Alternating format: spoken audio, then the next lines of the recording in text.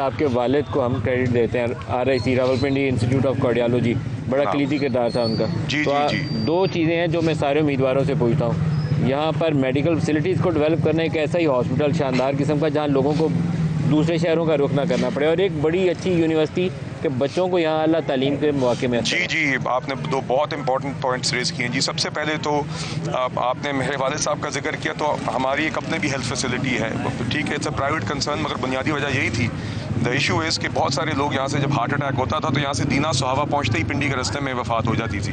तो वो एक प्राइवेट फैसिलिटी है, मगर लोगों को प्राइवेट फैसिलिटी की ज़रूरत नहीं होनी चाहिए। DHQ जो आपके डिस्ट्रिक्ट हेडक्वार्टर हॉस्पिटल्स हैं, they should be equipped enough कि 90% अमराज के लिए उनके रेफरल ना हो। यहाँ पे बदकिस्मती से लोग दूर दराज से सफ़र करके पहले जेलम आते हैं, DHQ वहाँ से रेफ़र किए जाते हैं तो पिंडी भागते कुछ हैं। है ऐसा इरादा आपका? जी इंशाल्लाह, DHQ में हमने ट्रॉमा सेंटर वहाँ पे नहीं है, वो बनाना है, उसके अंदर इक्विप करना है इक्विपमेंट और डॉक्टर्स के साथ कि लोगों की हल यहीं पे हो, रेफरल्स ना हो।